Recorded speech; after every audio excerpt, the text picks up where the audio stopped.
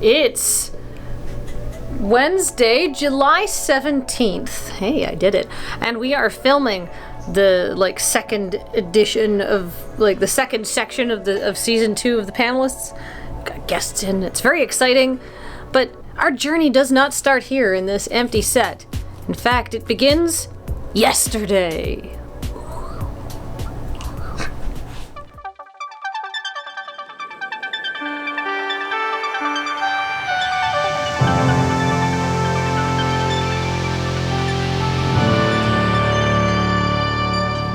Hey, Kathleen. Hi. I brought you a wheel. Fantastic.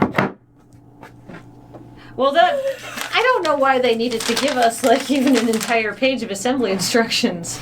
Oh wait, but there is one more step. You need to take the double-sided tape off the thing and I'm paranoid now about it not being straight. So I asked you to do it. Alright, hold on. We do actually have to tighten 2 screws. So complicated. Red! Big money, big money. Mama needs a brand new green. Boy, you gotta really give that a big old whirl. This is how we decide who's on the panel. We just put all their names on it and then... Absolutely. There's nothing more sophisticated no rhyme or than reason that. to it. As research goes, I did a full spread of analysis on the past episodes to figure out which teams were most compatible and like what questions were too open for people to work with and stuff like that. On my sheet that I call my Panalysis. It's very detailed. There's a lot of conditional formatting. Yeah. Yeah. But a lot of nice colors. Yeah. No, it's I have to retain my attention somehow. Ship is not the right word, but I get to kind of square my friends against each other in a battle of wits, which is, I don't know why I did keys and then the keys. They fight and then the keys. I mean, it depends which team. Okay, we have a prize wheel. We have printed labels for prize wheel. Alex is working on that. Oh, we have the list of popular Belgian tourist destinations. just extra credit just for me. For our printed things, we have the Van Malen crate items. Yes. And we have the Japanese prefecture mascots. Yes. They're all designed to be printed out 8.5 by 11, but they'll need to be glued onto cardboard or something like that. Yeah. For rigidity. Is it time for the office supply store? The office supply montage. Woo! Trying on clipboards. Nothing would be more on brand than a shopping montage, but in an office supply store.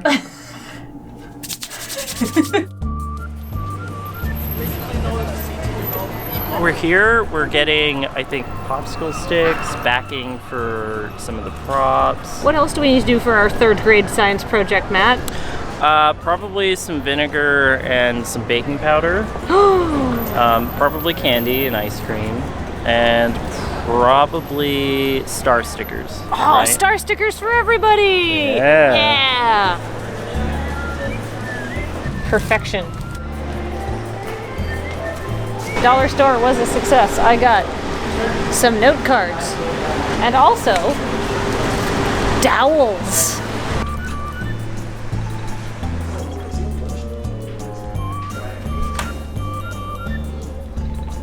This is a foam board. It is more expensive, but that's fine. I think this will basically cover us for everything we need to do. And everything will be very sturdy when attached to foam board. Arts and crafts, arts and crafts. Let's go do arts and crafts. This is very intense cutting! Scissors, action!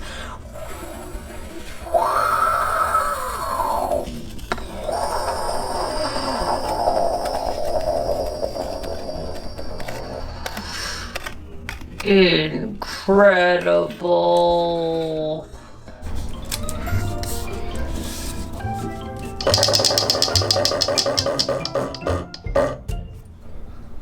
I'm excited. Who is the best to kiss?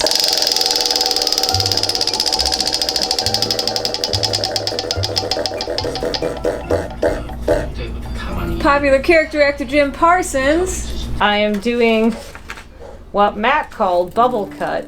I don't want to have to be responsible for rendering these tiny details in a 1/4 inch thick of rigid foam and plastic. Oh, we're gold. What's the best way to cut into this? I guess the sides don't matter. Much like the points in the Panelists, the side doesn't matter. Yeah.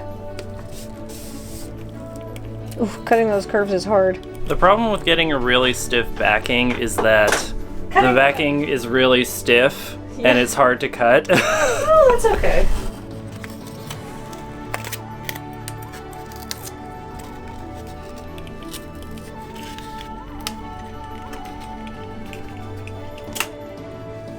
That looks great. Let's go show this to Molly. Oh, so appetizing.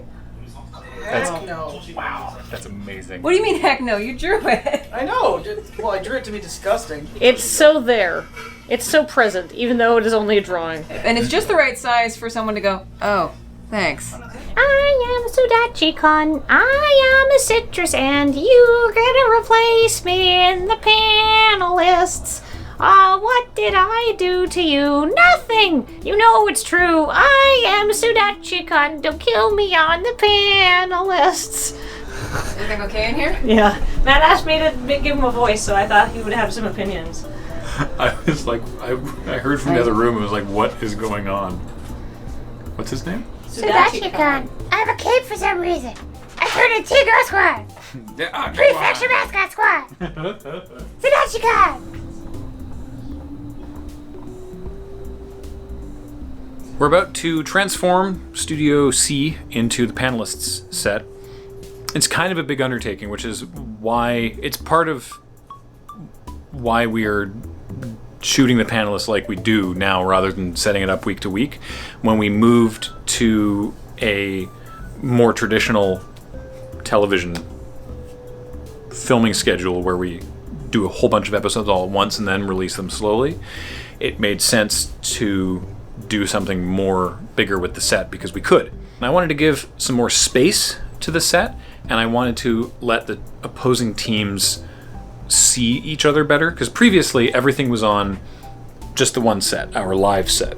It was just the two tables, the two standard sized 6-foot collapsible banquet tables, and Kathleen didn't really have any space. She was a chair wedged in the middle here with her little DM screen, and there wasn't a lot of space. Quarters were very, very tight. Quarters are still tight, but it doesn't look as bad.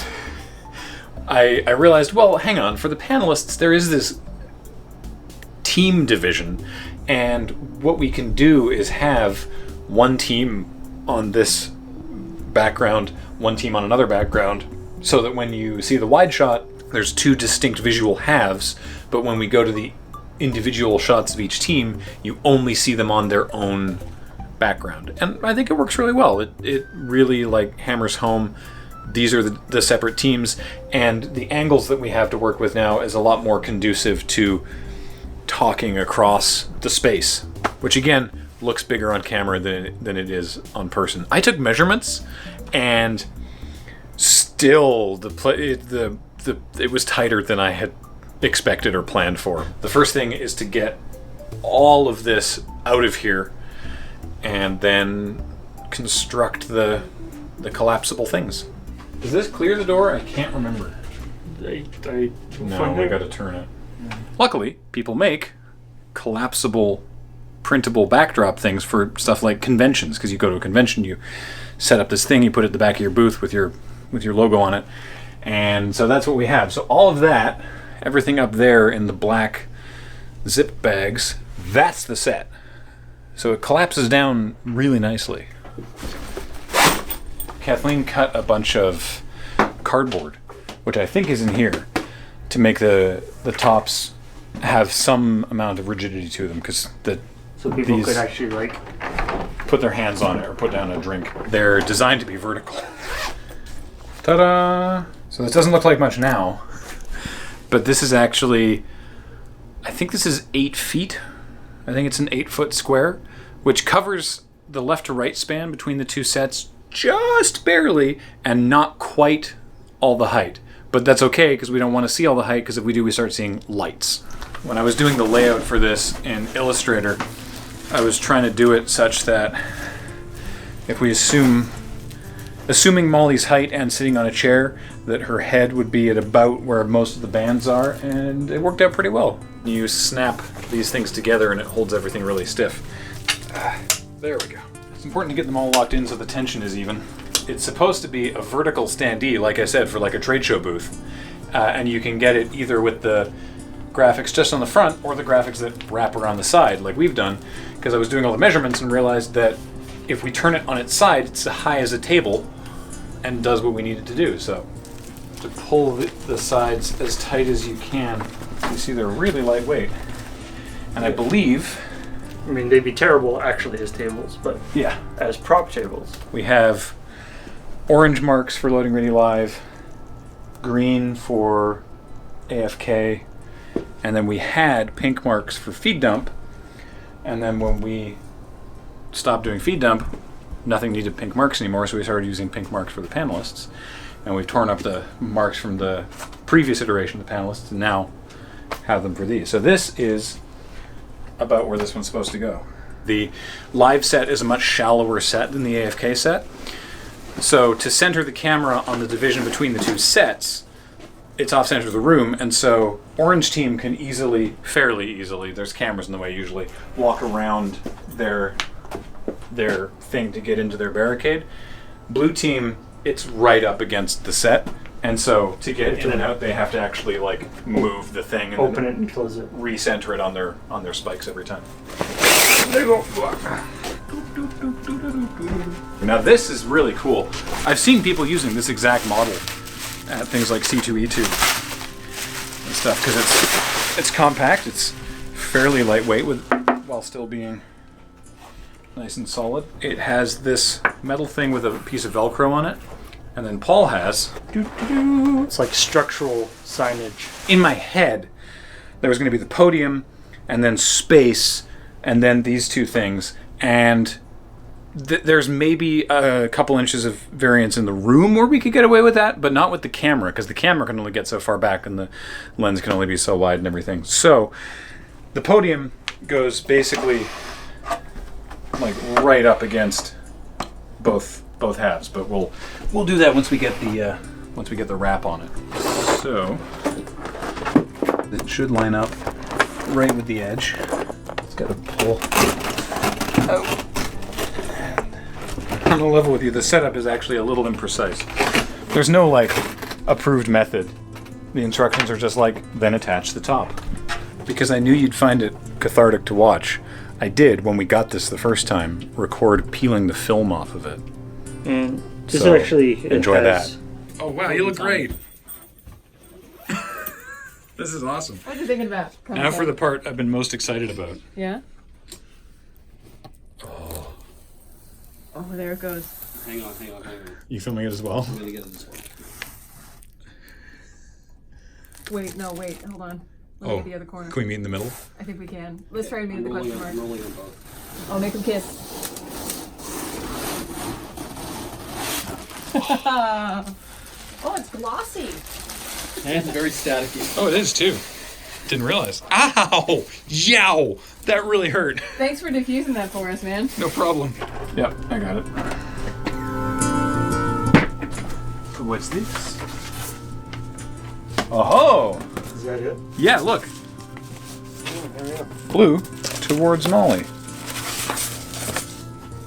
And they're notched because, see, this notches into the cardboard here. And if I recall correctly, this is as far as we did it. It doesn't go to the end. It just goes to there. Yeah. So that's correct there, and then that'll interface nicely there. Not that it's the strongest thing, but it just adds. It means that you can poke it, you can put stuff on it without it being like obviously fabric. Yeah, because over here it's just like meh, meh, meh. My mage is making a series of sounds. This is a preview monitor for the program that's going out to the stream, and then this monitor is the chat. Obviously, we don't need a chat monitor for this, but we would use this for a teleprompter if Molly needs any help with any of the more wordy prompts. But to get the camera at the right angle to see the room, but not the lighting grid, we have to aim it down such that this is actually in shot. So I think last time we just took it off and rested it there. Were they not these bins? I'm encountering a height problem now. That's too bad. Trying to get the camera angles all set before Ben comes in here and does lighting. It's the base of the podium that's looking weird to me, and I can't articulate why. See where the blue is, where the blue part connects to the podium compared to where the orange part connects to the podium. Where the camera was, when we centered the frame on the line on the middle of the podium, the sides were slightly off. The sides were on their spikes, the podium was where it was supposed to be, the camera was dead center on the podium, and it looked lopsided. Because the camera needed to move 5 inches to the left. Just because the camera is centered on something doesn't mean it's in the right position. The camera not only needed to be aimed at center, it also needed to be positioned at center, which it now is. So now it looks good. Though now I'm worried that it's a little... now I worry it is slightly tilted just looking at it. It looks like it's like a quarter inch off. Though Paul's put the grid on screen, and by the grid it looks pretty good. So that's probably just in my head.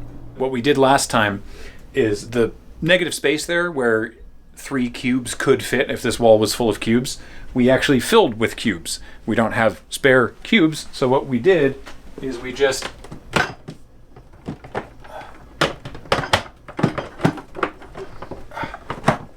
it's fine, trust me. Easy peasy. Well, that one's really firmly in there. We popped these off the wall. I recall having to look up how to do it last time and going, oh, that's super easy, and then just doing it a whole bunch, and now I can't find where how they pop off. I thought they just pushed. There we go. They just push. So we'll set those up nice and easy. Oh. That was a mistake. Why did I do that?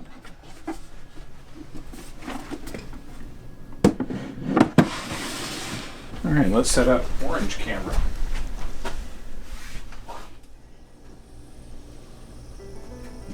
What does it mean?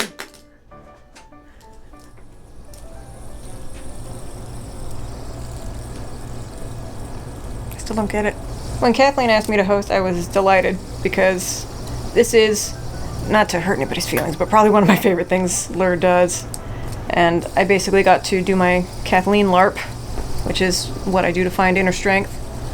And basically, as host, I get to, in the style of Ted Danson from The Good Place, design a prison where my friends torture each other with their personalities, which is really all a girl could ask for. Because I feel like the ringleader in the circus, but everybody else is doing comedy flips all around me. And I get to sit in a very tall chair and wear a suit. It's the closest I have. It's the closest I've had to dressing like I have a real job. Do you ever want to be a panelist on the show answering the question? I'm open to it, certainly, but I also wouldn't take that bread out of Kathleen's mouth because she basically designed the perfect playground for herself. I feel like at that point it's like self-insert fan fiction a little bit. And I just enjoy watching them flounder in the comedy premise that I set up. Dangus. Ready when you are. Could you ask us a question? Oh, yes. Here's a very simple one that I'm sure people have already asked you guys. Where do you get ideas for your prompts? Oh. I just dumped good news, like sentences that started with good news something, good news the next thing, good news a third absurd thing, and did that about 30 times. And then Kathleen and I fleshed out those premises, discarded a couple that weren't as funny. And then we split them up, I think odds versus evens, right? We numbered them. Mm-hmm. And then I took the odds, and then we did a trade and grade. Proof edited each other's work. It's different to read it on the page than it is to read it out loud. Like, there are things that seem real funny on the page, and then you read them and go, oh, nope, that is just an obstacle course from a mouth. I don't want to do that. And Kathleen has a very strong sense of that, and so I feel like I learned a lot about writing for video. I try to write a panelist question by trying to think of something that makes me laugh. Such as a house in the most remote part of Finland, but not like so remote that you can't get to it, but it's awful. And I'm like, how do you get into that situation where you have become stranded in Finland and you must learn Finnish because your property taxes are due? Your question style starts like this wide, like, good news, you are the president of this fantastic corporation, and then it whittles down to like, and now you have to give a speech in front of all of your exes. Like, Yeah. you go from like this broad, like, fantastical thing to like the worst social anxiety situation possible. Like, you take, and there's such a scenic path to get there. I spend a lot of time writing backstory for prompts and then deleting it because it doesn't need to be there. Right. There's an elaborate world building process that goes into every panelist question. Oh, absolutely. Yeah. I have a lot of deep thoughts about Aunt Euphemia. I feel that Euphemia is neutral good and Euphemia is chaotic good. Yeah, but they're both good. They're both forces for good in the world. They're just trying to help out their families. Yeah, and Euphemia is more fantastical. She's quite wealthy. Yeah, she's maybe a daywalker. Who knows? Yeah, She's died many times over. Yeah, whereas you don't know a lot about Euphemia, but Euphemio, you know all about. Everybody knows a Euphemio. Yeah. If you look around a room and you don't see the Euphemio, you're the Euphemio. Oh no, I'm a Euphemio. Definitely me. What if Matt's the Euphemio? Did you think about that? Matt, something you want to tell us? You want to tell a story. Mm-hmm. You want to set the scene. Mm-hmm. You want to give people, I think, my best mental image that I arrived at was a bowling alley to play in. As in, here's your narrow lane of here's the situation, right, and you can take it as far as you want to go. Like, near infinite. Mm-hmm. But here are the constraints of the question. That you are a goblin. You must make mischief. Yeah. You're basically like giving them just an open field, but there's pins over there if you want to hit them. But throw the ball however you feel comfortable throwing it. Mm-hmm. However you think you can knock those pins down. Yeah. And there's... But there's a fence around the field of you still have to be a goblin. Right, you can't leave the field. You can't send in a drone strike. You can't let the weasel out of the question. Right. They can, like, what I liked about how the goblet question turned out in the last session was immediately they were like, what if we drink out of the goblet that shows us how we die? And it shows us drinking out of the goblet. Yeah. Which is like a fantastic lateral shift of the framing of the question, but they're still drinking out of a goblet. It still shows them how to die, right? Yeah. Here is a gift. Here's the layup and you're gonna spike it over the fence. Yeah. And I feel like because this ensemble knows each other so well, they're very inclined to play to each other's strengths, whether or not they're on the same team, which is a real sort of treat to work with. It's really for our own amusement, and it's really nice that it amuses other people as well. Yeah. Yeah. Yeah. It's always the best part of Feed Dump is when we just started riffing with each other. Yeah. And we just invented an alternate reality for which these choices that people had made somehow mattered and somehow somebody had been placed in this situation. So I was like, what if we do away with the sort of uncomfortable news of making fun of people that maybe, were in this situation because of bad lifestyle choices. Right. It doesn't make them a bad person or worthy of ridicule. Right? Yeah. Move it to the realm of the hypothetical. Yes, what if this squirrel stealing candy bars from the convenience store is actually the Robin Hood of squirrels? Yeah. And is redistributing the paydays to all the squirrels. Exactly. Yeah. Reality's boring. We deal with it enough. Yeah. I was telling you about it. I was hoping you'd be here actually.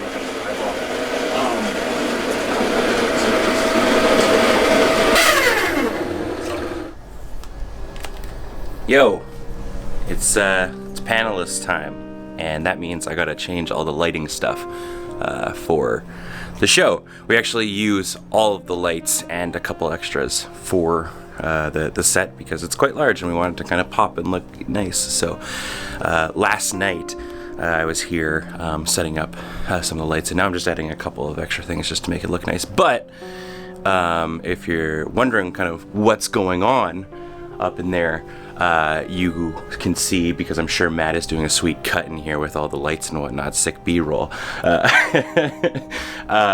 the lights are kind of now facing the far side where normally like the green screen is, because that's how it's all set up. But issue that I sometimes have with this is a lot of the lights that we have set up for live and like colors and whatnot are on one side, and then more of the AFK lights, because we just need some solid lights, are on the live side. So the issue is just trying to balance the two, because as you can see, there's far more lights on the AFK side of the room than there are on the live side. So it's about balancing them. Everything just kind of pops in. So we've got a bunch of the pars and the pucks pointed more around the set.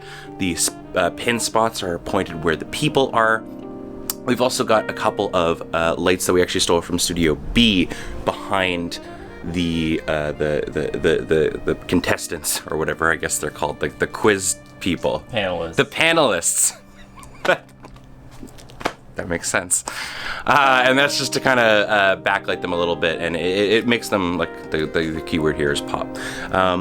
And yeah, it's a pretty simple thing. It's just sort of generally lighting up the area. We don't need to do anything funky with it, like color-wise and stuff. We're trying something a little bit different, where I'm putting a little bit less light on the background to try and kind of add a little bit of depth. It's a little bit more difficult because on the orange side, the set is actually further back, and on the teal side, the set's quite close. So adding the illusion of depth is a little bit difficult. But you're just kind of trying to take out lights in the background and stuff. And beyond that, it's, hoping all the people stay in their light, because it's a pin spot and I can kind of generally light the area, but if they're moving around too much, it's about being a professional actor. So let's hope that, the rest of my colleagues are professional actors. I can't do that. I wanted to light up the floor just a little bit more, but the host thing is made out of like a really glossy plastic, so it's reflecting the light on the ground. If you look, you can actually just see it reflected right on the host thing, so it's not gonna work.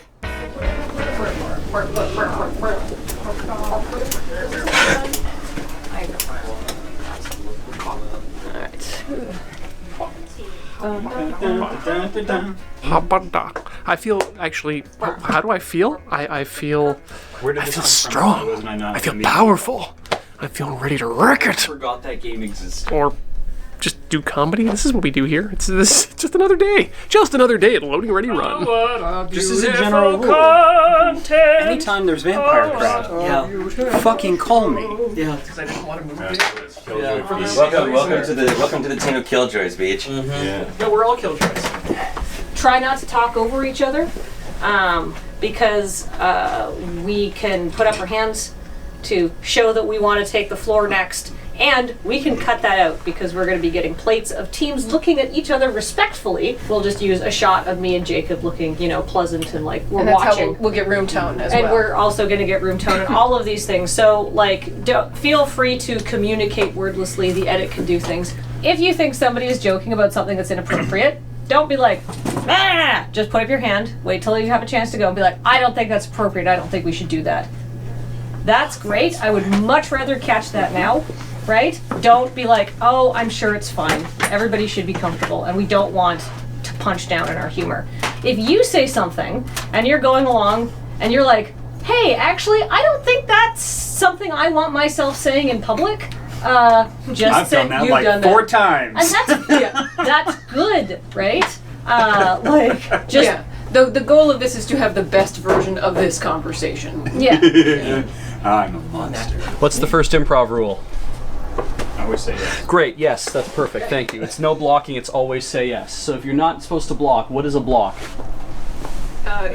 Undercutting someone's joke? Or supporting Yep. Hard nose. Yep. Hard nose to things. Unless you have something way better than what they're currently doing, never hard nose somebody. What you want to do instead is you want to build. So let's talk about the second thing. What's the second rule of improv? If you're not blocking, if you're always saying yes, what's the next thing you're supposed to do?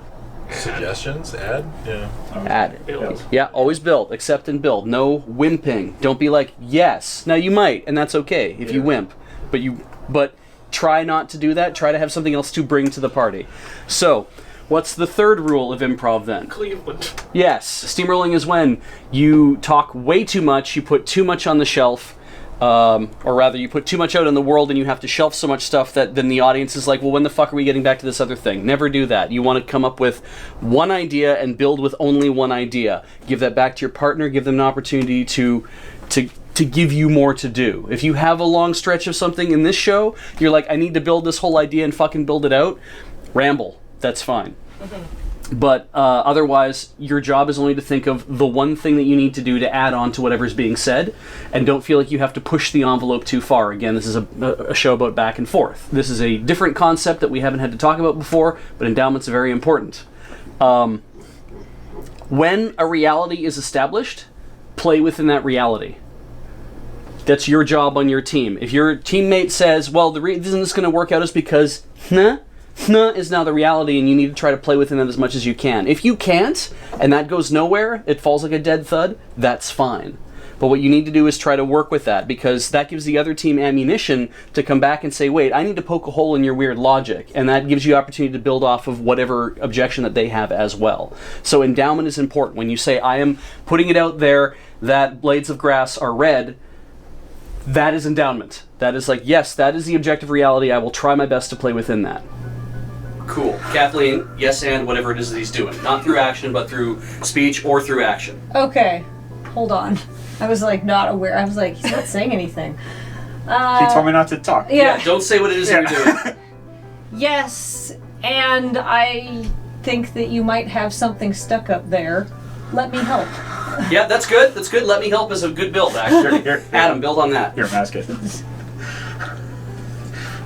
Yes, and wow, that looks like a lot of fun. Ian, do you mind? That's great. Actually, that's really good. Yes, and I think we should find out if Molly's got something up there too. Yes, and get in here. Okay, Get in there. All right. Point at things around the room, and I want you to assign them names that don't belong to them.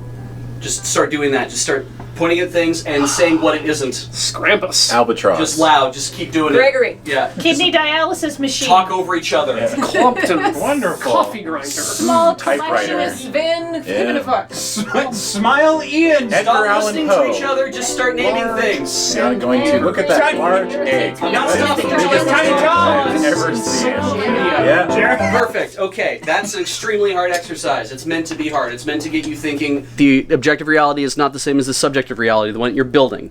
So, how do we feel? Do we feel like we haven't done anything really important? Yeah. Is that the objective of improv? Kind of, yeah. Yeah, pretty Yeah. much. Do we feel like we failed? No? It's Yeah. honestly all gone from my brain. Hell yeah. Is that Good, yeah. Improv is about failure. Get out there and fuck it up. I'm fucked up tons. Alright. Let's make some content. What if we kind of clumsily rear-end Bobendum? You know, at an intersection. You're saying like maybe we had a little bit too much to drink at a tailgating party and they ran into a tire wall. Well, I mean, I guess. Yeah, sure. Yeah, I guess, you Now know. we realized the tire wall was Bobendum. Oh, that was a good one. I could have made a Bobendy's nuts joke. There's more time left in the day, Adam. Man. 2.5 inches to your left. Perfect. And Jacob, just a bit to your that should set her. All right. You kind of get used to beach being an asshole. Yeah. I hope that there's fan art of your respective crests. I really do. Fuck. No. There's going to be. That was good. I really want Ad Astra. Something from Metallica's Black Unity Album. there is Since we're taking a break, I'm going to turn off the mics. Yeah, could everybody turn off your mics because we're taking a break. Also, it is lunch. My favorite thing about the panelists is that as a format of a show, it is designed to play only to our strengths because it is basically us having delightful and ridiculous conversations where we take strange and curious, thought exercises to their logical conclusion, and then we take that footage of us being our best selves, and then we edit out all the stuff where we're not perfect and amazing, and then we are our very, very, very best selves. It's basically a showcase for us to look great and funny and make good comedy that, hopefully enriches your life. Basically, we're good at bantering, and so why not weaponize that into a YouTube series? I want to hear you. Let's be honest. That's the. Damn, put that in the LT. Yeah. No one will believe. You cannot eat WD-40, or at least you shouldn't eat WD-40. Or die trying. Yeah. What are you going to eat and then die trying? Oh, Air fresheners. Yes! That's exactly what I wanted! When you vape, your masturbation sessions suck and you smell. That was almost too real. Give me right here. After we kill the rich, then what? do you want to cut in with masturbate? Yeah. Yeah, right there. Go for it. Okay, 3. Masturbate! I thought we were both good. No, I'm just gonna be like, you're gonna fucking point at it? yeah. Alright, okay. Yeah. The police are coming on their own time. The Panelists is one of my favorite shows to do here at Loading Ready Run because it's one of the few opportunities that I get to let loose and go completely wild logic-wise in an edited capacity, which is important because sometimes I don't get all the weirdest stuff out of my mouth in one go all at once. I mean, it's nice to be able to take the time to really sit back, think about what I'm going to say, and just spit it out. But it's a tough program. It's a tough program because you never know who you're going to end up with. You never know who you're going to end up against. And trying to find that weird line that your opponents can also play off of is, when you actually get that to mesh up, it feels so good, and the show just, it rates itself at that point. Snack break. No. I don't get snacks. Hey, snacks. Is that's how warm, right? Yeah. He's nearing the end. Oh, did you order the Soviet logo book as well? We should have talked to each other. We should have coordinated so we could save on shipping. Oh, because it was like €8 for shipping or something. Which I thought that was actually quite reasonable for that. Yeah, to be honest, but Going on. I mean, how could I not order a book of like defunct logos from the Eastern Bloc? A lot of explanation on it too. I know. Get that right on that spike. Honestly, the bus stop book was so fascinating that I was like, now I've got to order the logo book. Okay. You said that, and it's a great idea, but now all I can imagine is a Billy the Big Mouth Bass singing Jolene. Jolene, Jolene, Jolene! With the clacking jaw. Being on the Panelists, for me, varies wildly depending on who my co-panelist is. The experience is always great. It's always a positive experience. But sometimes something will just fire into my head out of the ether, and I'll be like, great, I know exactly what's going on. And other times I'm just like, yes, we're doing this. And I'm just there to be like, yep, I am all for whatever the heck is happening beside me. And I really enjoy both aspects because it's great. It's it's improv, right? So we're just here to be like, yep, all of these ideas are great, except for our opposing teams' ideas, which may have problems that we need them to explain, but they're still valid ideas. That's the important part. We do talk about that off camera, is that it's still, even though the teams are technically in opposition, it's still yes and, we don't sit here and say to the other team, that's a stupid idea. It's not that. It's like, okay, I accept your idea. Here's a potential problem with it that I've identified, so you need to now explain why that's not a problem. That's how the conflict happens. We can't just be like, that's dumb. Because that's not very good TV. Leave the mics at their stations. That's a good idea. Yeah, here, hand me batteries. Pardon me? I'll take them all. Day 1 is complete. I'm gonna sleep under this podium now. Alright, good night. Wait, it's Thursday, right? Okay, Yes. it's Thursday. Yeah. We're doing day 2 of the Panelists filming. The first rule we always talk about is... Don't talk about improv. Right. And then the next rule after that is... Say yes. That's correct. Airways. Sorry? Airways. Airways, yes. Open the airway and find out if they're breathing properly. And then chest compressions, the ABCs of keeping someone alive. Whoosh. Whoosh. Whoosh. Whoosh. Whoosh. Whoosh. Whoosh. Whoosh. Whoosh. Whoosh. Whoosh. Whoosh. Whoosh. Whoosh. Whoosh. Whoosh. Whoosh. Uh-uh. Whoosh. Whoosh. Whoosh. Ramp. Whoosh. Okay, I've got it. Excellent. Whoosh. Whoosh. Whoosh. Tunnel. Whoosh. No. Whoosh. Whoosh. Ramp. Got it. So we're gonna. You just coughed on the ball. Yeah, I'm sorry. It's gross. Throw that away. I'm gonna make a new one out of the air. All right, here we go. We're gonna just pass this around, and we're gonna do whatever we want with those abilities, knowing that we have those. Whoosh. Whoosh. Ramp. Tunnel. Whoosh. Nope. Yeah. Ramp. Whoosh. Whoosh. Zip. Zap. Zop. Tunnel. Whoosh. Whoosh. Whoosh. Whoosh. Whoosh. Your default should always be whoosh. If you can't think of what to do, sorry. Yeah. Whoosh. Tunnel. No. Ramp. Ramp. Sorry. Whoosh. Whoosh. Zip. Zap. Zop. Ramp. Whoosh. Whoosh. Whoosh. Whoosh. Tunnel. Whoosh. Whoosh. No, no. Tunnel. This way. You have to always I have tunnel in the to same go the direction. same direction. Always same Oh, direction. okay. Yeah. The only Oh, thing, okay, so the I'm only looking thing at it breaks from, like, direction zip. is this. Okay. Yeah. Reverse direct. Okay. Ramp. Whoosh. Whoosh. Whoosh. Good. I've got the ball. Good, everybody. It's a hard game to play. We can add in a lot more things. We can add in volcano. I think we did Corey looks last a little time. sad that we didn't add in volcano. If somebody gets the ball and they go volcano, then everybody goes whoa,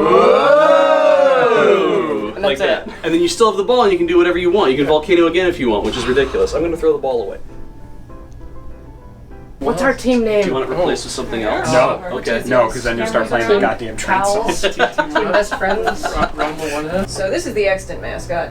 Oh, yeah, this doesn't make any They sense. wish to have a new mascot. So I've just finished the second episode of my day. I've got 2 more after lunch. Thankfully, Beach picked up some burritos for us. So I'm looking forward to that. I absolutely love being on this show. When Kathleen approached me, like in season 1, she was like, "Hey, we're doing this thing. Like, you know, do you want to come in and do it?" I was like, "Oh, hell yeah!" It's fantastic because you get this little seed from Kathleen and Molly writing it, and whoever's helping come up with prompts, you get this little seed. And the thing that I love most about improv is that you are running off a cliff and building the bridge while you're running. My general approach as a panelist is to try to pay attention and combine the different approaches that other people are taking, like synthesize or call attention to what they're trying to do so that they get a little bit more time to spin on making that good, funny business. Your mind works so fast, and getting prepped and getting like pumped, like, oh man, it's so fun. It gets my adrenaline going. I always look forward to when I get to come here and do these shows, because not knowing what's going to happen or come out of anybody's mouths is just absolutely fantastic. It's awesome. And I make faces. I make a lot of faces. It doesn't really come across in the audio, but I make a lot of faces. Thank you so much for watching. Truly, I appreciate the shit out of your time and attention. So I like how we're looping up our forearm. That's awfully optimistic. Matt, do you want to come over here and spin the wheel? Who built that wheel? God.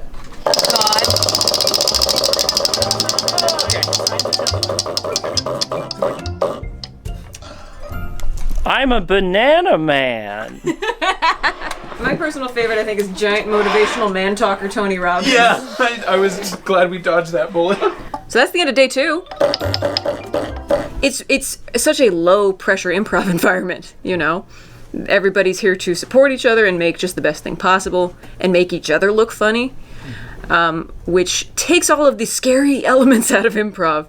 And I just get to sit here and watch them volley back and forth. And sort of bounce around in the pachinko machine of my design, which is really just every sort of power fantasy I had as a kid of, you know, hosting SNL or, you know, QI or what have you, but not with strangers and not in front of millions of people, just in front of thousands of really nice people who are really smart and who you can write very smart jokes for, which is a real privilege. As a host, it was nice to stretch it out over 2 days. I think in the time I have been doing this, the Panelist has kind of expanded, and because Kathleen and I can bounce ideas off each other, there were some more experimental things, like, you know, props. And I also like giving people 3 choices instead of 2, because then nobody's boxed into something that they can't make jokes out of. And people can make jokes out of anything, that's what's nice. But it's just a playground. Like, I hope we can communicate in the final product how fun it is to make this. Which really, Matt, is your job. You have to flop it to the outside in order for it to actually make it in. We'll try ours inside and see if it works. Well, you said inside, so I'm putting it inside. Would you believe it? The whole thing goes into here. Yeah, I would believe it. Yeah. There you go. Nothing supports the top. Are you holding the top? Holding the top. Could we order like different back fronts for this thing as well? Yes, this graphic is also just attached with Velcro to this part, and it is understandably a lot cheaper if you just get the graphics because we've already got the more expensive. We already got the podium. And now this motherfucker. Oh, the tension achievable by these little thingies. Yeah. It's pretty impressive. They do keep it really tight across the whole thing. And then let's table it. Yep. Hang on. Carefully don't. There we go. Carefully don't pinch yourself. Nice. I love this design. Like, yes, I like how it looks with the graphics that I did, but no, that somebody came up with the way that this thing works. Yeah. And the function of it is very clear. And now our sweet babies slumber until they are needed again. And they just live back here. Yep. Just up in the back of the studio. And now it has been 2 long, fruitful, and fun days of lightly structured improvisational rambling. And so how does that shape into the 20 to 22 minutes that you see on our YouTube channel? Well, it's actually all through the magic of editing. Editing! The necessary work to take all that raw hashtag content and give it a jewel finish. But how do we do that? What we have after our recording session is something that looks like this. This is a 4K file with all 4 angles playing simultaneously because this is actually how it came out of the board, which is cool but unuseful. So what we do is we take this file and we take it over to this program that Ian made for us called Dr. Doom. It's called Dr. Doom because it splits up the fantastic 4 angles that we have. Ian named that program himself. Thank you, Ian. So now, after that processing, we have a full shot of all 5 people in their full glory, a close shot of Molly, a close shot of Team Orange, a close shot of Team Blue, and an unsullied and unprocessed full shot of all 4 angles with intact audio, which we use throughout the episode. We do color correction and we do audio correction so that it really pops in your eyes and your ears. So that's the technical how, but what about the artistic how? We usually film for about 45 minutes per session, but we cut that down to about 20 minutes. If people are reacting to an improv prompt for the first time, they're probably not going to nail it immediately. So we'll film for like 20 to 25 minutes per question. And what we want to do is take that 20 to 25 minutes and condense it down to 8 to 10 minutes of just what seems like a flawless and natural conversation that flows from one point to another. So that means we cut out a lot of people spinning their wheels, and sometimes we cut out good jokes that don't really have a narrative home. Those get saved for undefined things that maybe you will see soon. You will definitely see it soon. But everything else just gets cut because we only want the juiciest comedy morsels that make us look awesome and funny. And after all of that, we get down to the sound isolation. The Panelist lives and dies on its audio because at the core of it, it is a conversation, and a conversation is audio. You move your mouth to make it happen, right? And with that being the focus, we really want to hone in on the detail work, including minimizing echo and minimizing doubled audio because that never sounds good. When Jacob is speaking, Beach has to be muted, and vice versa. And that's not even speaking of the 3 invisible tracks you do not see on the timeline right now, because there are 5 microphones. After that is done, which is very time consuming, we give the episode one last watch just to make sure we haven't missed anything. Then we do a final export. We export the podcast version. We give everything to Heather. She spends a ton of time getting it scheduled on YouTube and getting everything online. So thank you, Heather. Then you watch it, like it, comment on it, subscribe to it, and prove to YouTube that you enjoy our raw and now polished #content. Yeah, seriously, go do that. Thank you so much from Matt, from me, from Molly, and from all of our panelists this season. I hope you really enjoyed what we did, and we will talk to you again when we have even more good news to share. See you later. Bye.